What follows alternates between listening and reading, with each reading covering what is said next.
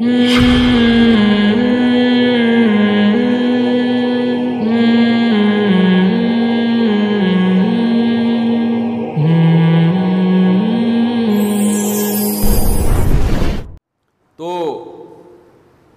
کا نام لے کے واقعات بیان کرنا مناسب نہیں ہوتا، لیکن کچھ ایسے واقعات ہوتے ہیں نام لے کے لیے بغیر سمجھ میں نہیں آتے. میری ملاقات ہوئی ماشاء اللہ، اب حج میں بہت کام کر رہے ہیں، اتنا اللہ ان سے تبلیغ کا کام لے رہا ہے، میں تو ان کے کام کو دیکھ کے حیران ہوا.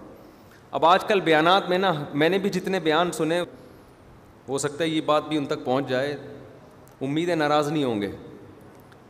ہر بیان میں کھانا کم کھاؤ. کھانا نبی ایک ٹائم کھاتے تھے اور ایک ڈش ہوتی تھی. اب انہوں نے مینا میں، وہاں مکہ میں بڑا اچھا بیان کیا، میں بھی بیٹھ گیا، بڑی تمیز سے بیٹھا، میں سیکھنے کی نیت سے بیٹھا کہ بھائی اچھی بات کہیں سے بھی بیٹھا. انہوں نے کھانے پر بڑا اچھا بیان، آخر میں کھانے پہ آ گئے نا. میں جب بھی بیان سنتا ہوں نا، کھانے پہ کم کھاؤ، ایک ٹائم کا کھاؤ اور ایک ڈش کھاؤ، یہ لازمی.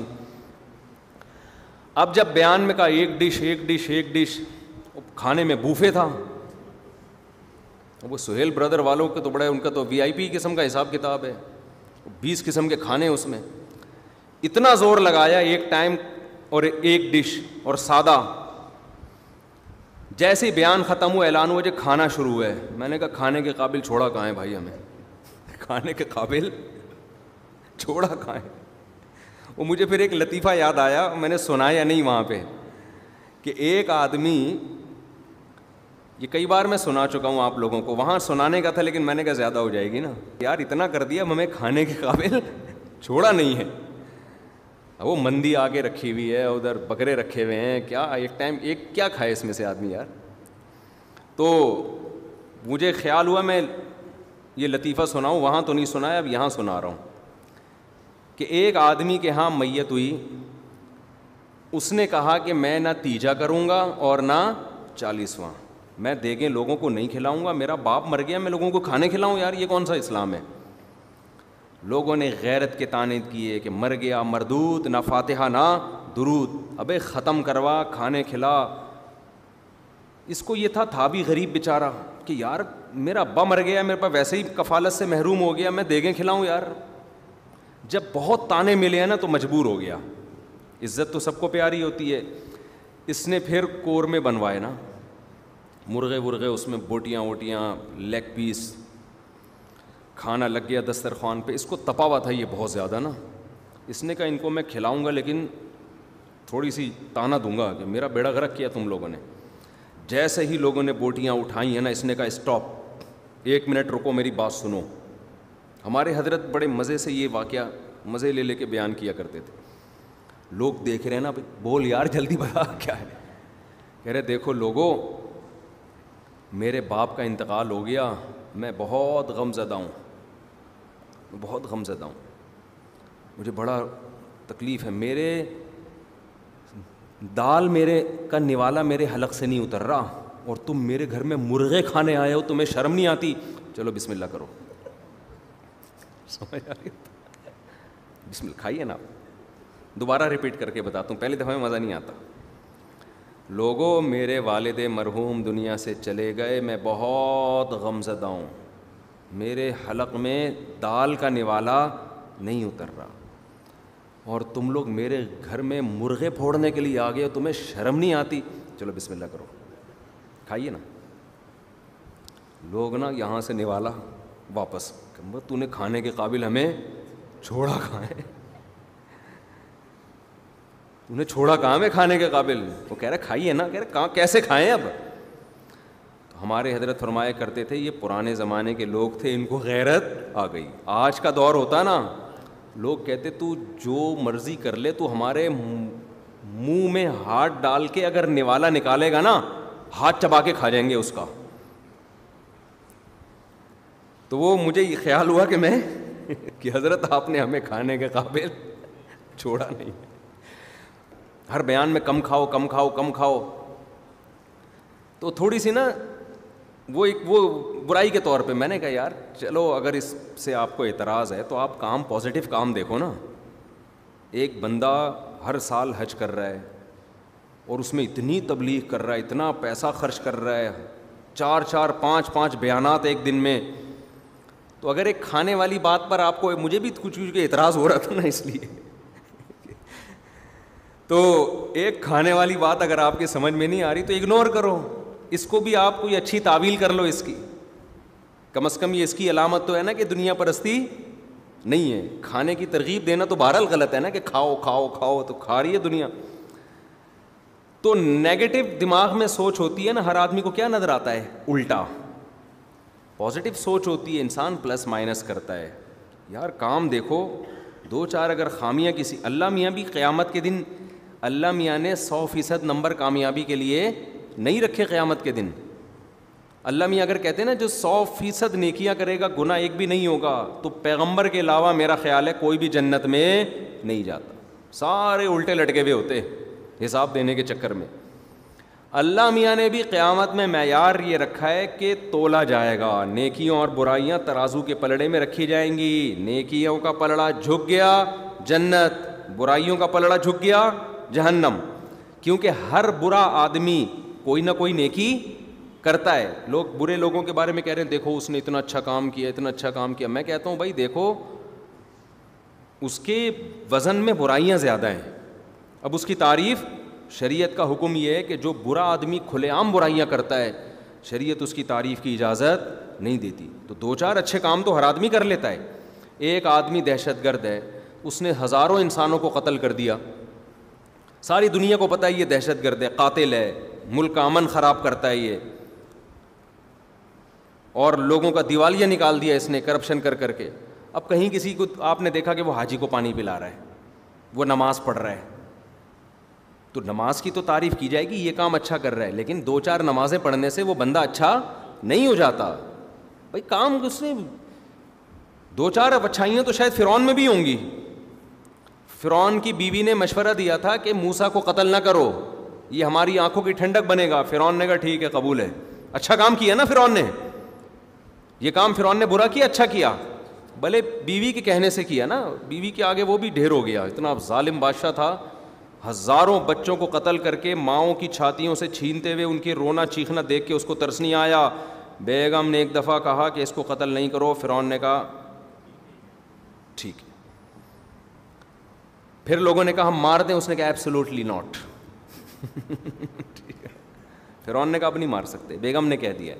تو یہ بیگم کی مان کے اچھا کام کیا نا, لیکن کیا اس وجہ سے ہم یہ کہیں فرعون بہت اچھا آدمی تھا یار کیونکہ اس نے موسیٰ کو قتل نہیں کیا؟ او بھائی اتنے بڑے بڑے لوگ اس کے ہاتھ سے قتل ہوئے, اتنا ظلم کیا. تو نہ کوئی ایسا 100% نیک ہے جس میں کوئی برائی نہ ہو, نہ کوئی ایسا برا ہے جس میں کوئی اچھائی نہ ہو. تو شریعت کا اصول کیا ہے؟ پلس مائنس کرو, اور وزن کر کے, کوانٹٹی سے نہیں وزن. ایک برائی ہوتی ہے ویٹ بہت ہوتا ہے اس برائی کا. شریعت کوالٹی دیکھتی ہے, کوانٹٹی نہیں دیکھتی. دیکھو ایک شرک کسی نے کیا, گناہ ایک ہے, کہاں جائے گا وہ؟ جہنم میں. گناہ ایک ہے لیکن کوالٹی کے لحاظ سے یہ بہت پاورفل ہے, اس کا وزن بہت ہے. اللہ کا انکار کر دیا, اللہ کے ساتھ مخلوق کو شریک کر لیا. ایک موٹیویشنل اسپیکر انڈیا کا تقریر کر رہا تھا, میں نے وہاں مینا میں 2-4 کلپ سنے, تو کہہ رہا تھا کہ ہندو جو ہے نا وہ اس کے قائل ہیں کہ ہر چیز میں بھگوان ہے, لہذا ہر چیز کی عبادت ہونی چاہیے. لوگ کلیپنگ کر رہے تھے ماشاء اللہ. کسی نے نیچے کمنٹ کیا ہوا پھر آپ میں بھی بھگوان ہے, جب ہر چیز میں تو آپ کی بھی عبادت ہونی چاہیے. تو ہر آدمی کچھ نہ کچھ بات کر رہا ہوتا ہے, تو ہر آدمی کے پاس کچھ نہ کچھ نیکی بھی ہوتی ہے. تو شرک اللہ کی نظر میں بہت بڑا گناہ ہے بھائی, وہ شرک نیکیوں کو کھا جاتا ہے. تو حضرت عمر رضی اللہ تعالیٰ عنہ نے کیا فرمایا؟ اذا یتکل الناس, یا رسول اللہ لوگ کیا کریں گے؟ اعتماد کر کے بیٹھ جائیں گے.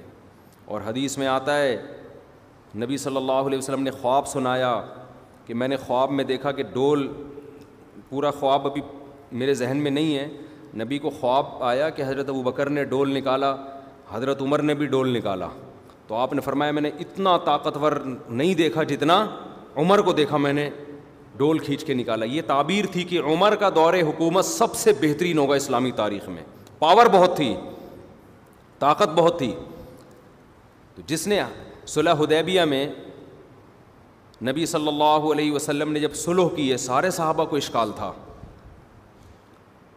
کہ بھئی ہم دب کے سلوح کیوں کر رہے ہیں, ہم عمرہ کیے بغیر احرام کیسے اتار دیں, احرام باندھ کے بغیر عمرہ کیے احرام کھول دینا ایسے جیسے نیت باندھ کے نماز توڑ دینا سلام پھیرے بغیر.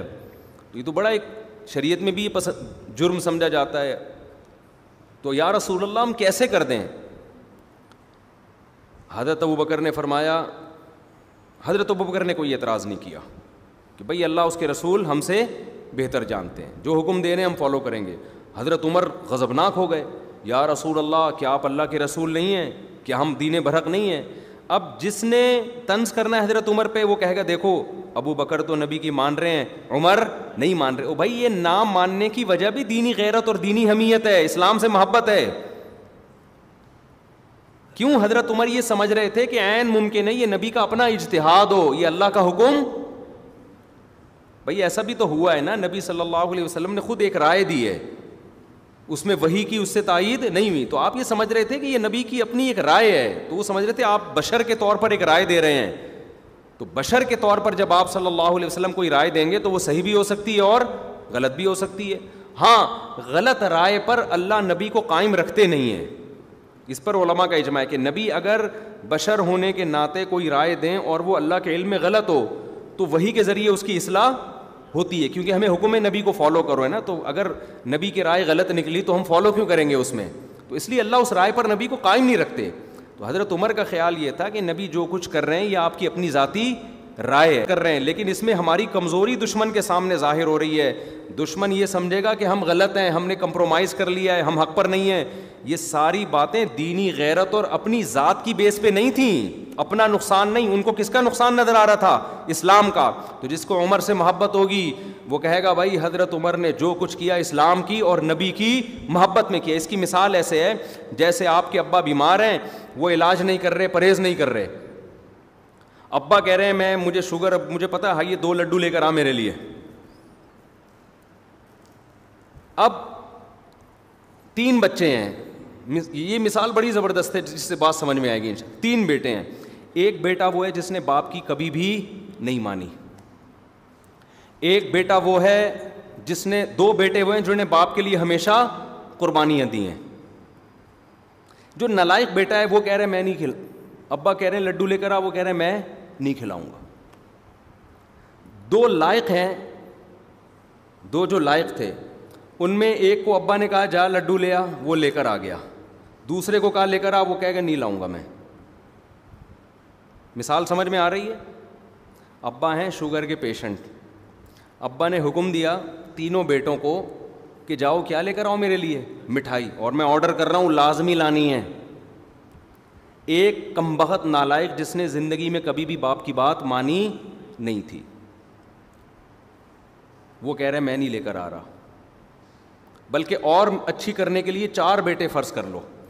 2 نالائق تھے جنہوں نے زندگی میں کبھی باپ کی بات نہیں مانی, ہمیشہ وہ یہ چاہ رہے تھے باپ مرے تاکہ ہم اس کی وراثت پہ قبضہ کریں. ان کے اعمال سے لگ رہا ہے کہ یار یہ ہمیشہ باپ کے مرنے کا انتظار کر رہے ہیں. تو ان دونوں نالائقوں میں ایک فوراً گیا مٹھائی لے آیا, دوسرے نے کہا میں نہیں لے کر آؤں گا. باپ کہہ رہا ہے لے کر آؤ, کہہ رہا کچھ بھی کر لو نہیں لے کر آؤں گا. آپ تعویل یہاں آپ ان کی اچھی تعویل نہیں کرو گے, دونوں کو غلط قرار دو گے. آپ بولو گے کہ یار یہ جو مٹھائی لے کر آیا ہے نا اصل میں اس کی نیت ہے ابا کھائیں اور مریں. دوسرا کہ تم نیگیٹو سوچتے ہو. ہم کہتے ہیں نیگیٹو نہیں سوچتے, اس نے تو کئی دفعہ زہر دینے کی کوشش کی ہے. ہمیں پتہ ہے یہ جو آج اتنا فرما بردار بنا ہوا ہے نا یہ اس لیے نہیں بنا ہوا, یہ اس لیے بنا ہوا ہے کہ ابا مٹھائی کھائیں اور ابا کی شوگر ہائی اور ابا مریں. اس کے اعمال سے پتہ چل رہا ہے. دوسرا جو کہہ رہے ہیں نہیں ابا غصے لعنتیں کر رہے ہیں, بد دعائیں دے رہے ہیں, کہہ رہے ہیں نہیں لے کر آؤں گا, وہاں بھی ہم کوئی اچھی تعویل کرنے کی ضرورت نہیں ہے. ہم کہیں گے اس نے بھی کمبخت نے کئی دفعہ زہر دے کے ابا کو مارنے کی کوشش کی ہے. اب جو یہ نہیں لا رہا نا اس کی نیت ہے ابا ڈپریشن اور ٹینشن سے مر جائیں. یہ آپ کرو گے اور صحیح کرو گے بالکل. بھائی ہم حالات بتا رہے ہیں, ان کے اپنا عمل بتا رہے ہیں. جس نے زہر دے کے مارنے کی کوشش کی ہو آپ کو اچھی لاجک تلاش کرنے کی کیا ضرورت ہے. لیکن جو 2 بڑے بیٹے جو ہر وقت ابا ابا کرتے رہتے تھے, ایک مٹھائی لے آیا اس کی بھی آپ اچھی لاجک تلاش کرو گے, یار اس سے ابا کے ہوں گی مخالفت برداشت, یہ ابا کو ٹینشن میں نہیں دیکھ سکتا.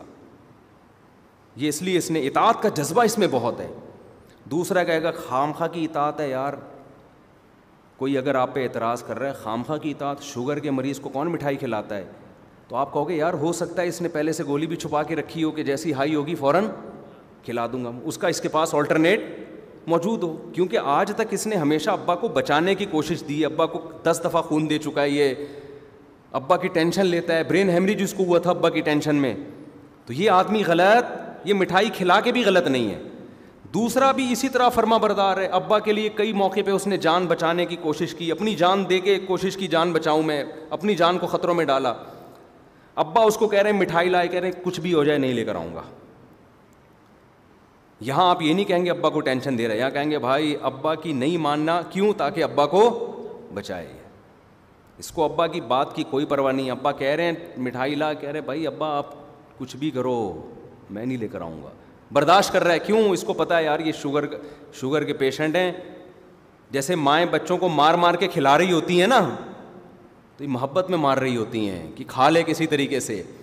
تو 4 آدمی ہیں، چاروں کا عمل ایک دوسرے کے متضاد ہے، لیکن 2 کے عمل کی اچھی تعویل کرو گے اور 2 کے عمل کی آپ بری لاجک تلاش کرو گے.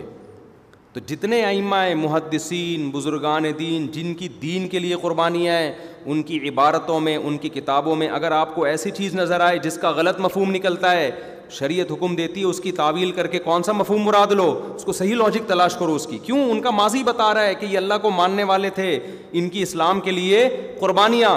لیکن اگر کوئی شرک کو ہی پروموٹ کر رہا ہے، کوئی ہے ہی منافق، اس کا عمل بتا رہا ہے کہ اس کو اسلام سے محبت نہیں ہے، یہ صرف اپنے چورن بیچنے کے لیے اس نے یہ ساری کام کیے ہیں، وہ اگر صحیح بات بھی کرے گا تو اس کی بات کو غلط نہیں کہا جائے گا، لیکن اس پہ طنز کیا جا سکتا ہے یار اس کو اسلام سے اتنی محبت کہاں سے ہو گئی، ٹھیک ہے نا، اس کو کہاں سے ہو گئی. اس کا مطلب یہ دکانداری والی باتیں ہیں، یہ ہیومن رائٹس، جیسے ہم گوروں کو کہتے ہیں نا ہیومن رائٹس ویمن رائٹس کی باتیں کرتے ہیں، حقیقت میں کوئی ویمن رائٹس نہیں ہے اور نہ کوئی ہیومن رائٹس ہیں.